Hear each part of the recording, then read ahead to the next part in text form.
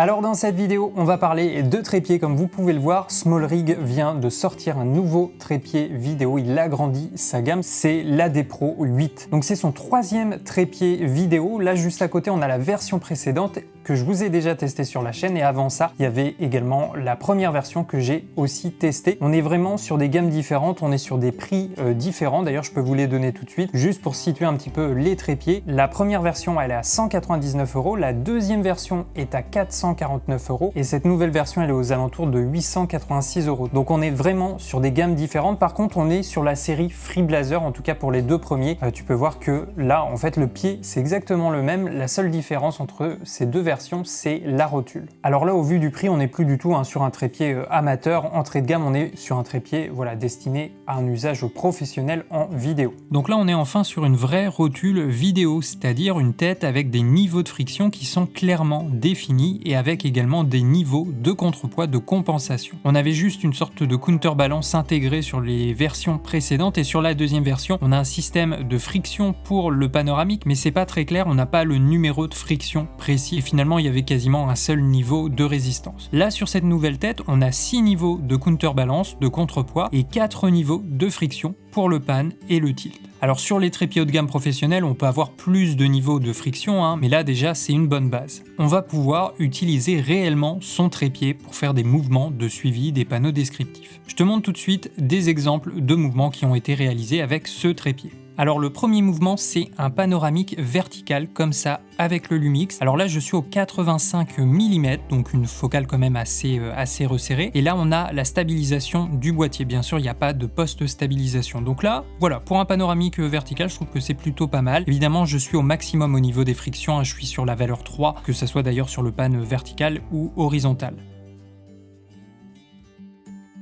Ensuite, j'ai fait un deuxième mouvement, donc là plutôt horizontal. L'idée c'était de travailler un peu le panoramique horizontal, toujours au 85 mm. Là je filme avec le S5 II. Encore une fois, donc là au niveau des frictions, je suis au max sur la valeur 3 et j'essaye d'aller le plus lentement possible. Alors c'est pas parfaitement fluide, mais c'est quand même pas mal. Là au 85 mm, c'est ok. Évidemment, il n'y a pas de post-stabilisation. Là c'est vraiment le mouvement brut. Et tu vois, sur la fin, je remonte progressivement vers la fleur. Donc voilà, pour une focale, on va dire en dessous de 85 mm, il n'y a pas de souci. Alors après, tu vois, là j'ai fait le test vraiment extrême avec une très longue focale, donc là je suis au 600 mm avec le 150-600 de chez Sigma, et là tu peux voir que ça commence à trembler. Là c'est un petit peu compliqué, et pourtant là j'ai la stabilisation optique sur l'objectif d'activer, parce que sans la stabilisation optique ça serait encore pire. Donc on pourrait s'en sortir, mais il faudrait compléter avec une post-stabilisation pour vraiment avoir un rendu plus doux. Là j'essaye vraiment d'aller le plus lentement possible, mais tu vois c'est quand même assez compliqué. Autrement, le pied, comme je l'ai dit, c'est le même que la version précédente. J'essaye de vous afficher à chaque fois la référence exacte du trépied. Donc ça, c'est un pied en carbone, il pèse 5,8 kg. On a un système de déverrouillage rapide au niveau des jambes. Il n'y a pas besoin de déverrouiller chaque section, comme sur un trépied traditionnel. Donc là, très rapidement, je peux ajuster la taille de mon trépied. Par défaut, il est à 87 cm. Avec la deuxième section, on est à 150 cm. Et avec la troisième section, il peut monter à 196 cm. Donc clairement, la taille, c'est pas un problème. Et au plus bas, il sera à 58 cm avec l'araignée de sol, donc ça c'est le triangle qui maintient l'angle des jambes. Au niveau des pieds, il y a deux options, donc soit le pied plat ou alors les pics en métal. Il y a une commande à enfoncer, ça se retire très facilement. Ensuite, il est fourni avec deux séparateurs, donc soit le séparateur central, soit le séparateur au sol, qui sera utile notamment si on veut filmer un peu plus proche du sol. Alors là, j'ai pas pu l'utiliser parce que le pied de mon trépied s'est légèrement désaxé, peut-être pendant le transport, du coup je n'ai pas pu installer le séparateur.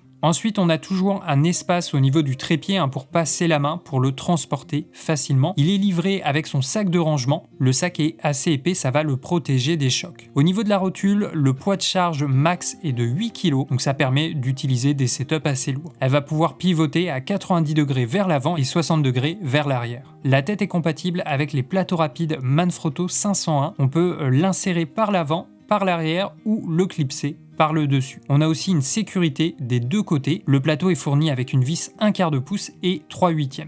La tête est plutôt compacte, on peut voir par rapport au modèle précédent, on est sur des dimensions assez proches. Donc là on retrouve un mélange d'aluminium et de métal dans sa fabrication. Le trépied est fourni avec un manche qu'on va pouvoir installer des deux côtés. On a également un niveau à bulles. Ensuite la tête est compatible avec les bols 75 mm, donc si tu as déjà un autre trépied compatible avec cette taille, il est possible d'acheter uniquement la tête. Alors par contre je trouve ça dommage, il n'y a plus de petits rangements pour la clé Allen au niveau de la rotule, on l'avait sur la version précédente, c'est un peu la marque de fabrique de SmallRig, ça permet tout de suite de serrer ou de desserrer le plateau rapide, mais là ils n'ont pas mis cette option sur cette rotule. Alors au niveau du prix, on l'a vu en début de vidéo, il est quand même beaucoup plus élevé que la version précédente. Là on est même aux alentours de 899 €, donc il y a quasiment 400 € de différence avec la version précédente. Je trouve ça peut-être un petit peu élevé, d'autant plus que là le trépied c'est exactement le même, c'est juste la base, la rotule qui va changer. Bon après elle est quand même beaucoup plus intéressante, là on a vraiment des frictions, on a des vraies frictions par axe, mais on n'a pas non plus une dizaine de frictions. Donc là clairement c'est la rotule qui coûte plus cher, on arrive sur du milieu de gamme, ça reste quand même moins cher que du Satchler, même si je crois qu'ils ont une référence à peu près dans cette gamme de prix, et on est sur un produit à peu près équivalent au BV10 chez Benro. Mais encore une fois, si vous avez déjà un trépied qui est compatible au bol 75, vous pouvez acheter que la rotule et là vous allez faire des économies. Donc c'est un trépied qui s'adresse quand même plutôt aux professionnels de la vidéo, que ce soit pour de la fiction, du corporate, du documentaire ou encore de la vidéo animalière ou sportive, même si on l'a vu que pour la vidéo animalière c'est difficile encore d'avoir un mouvement parfaitement fluide. En tout cas quand je désactive la stabilisation optique de l'objectif, la moindre secousse ça fait vraiment trembler l'image. Donc si vous recherchez un trépied vidéo, quelque chose de plus solide, de plus stable, de plus résistant qu'un trépied photo, mais que vous n'avez pas besoin des frictions, vous voulez un trépied vidéo uniquement pour faire des plans fixes et pour soutenir un setup assez lourd, vous pouvez partir sur la version intermédiaire, la version sans friction, ça fera largement le job. Maintenant si vous avez besoin de réaliser des mouvements, que ce soit des panneaux descriptifs, en tout cas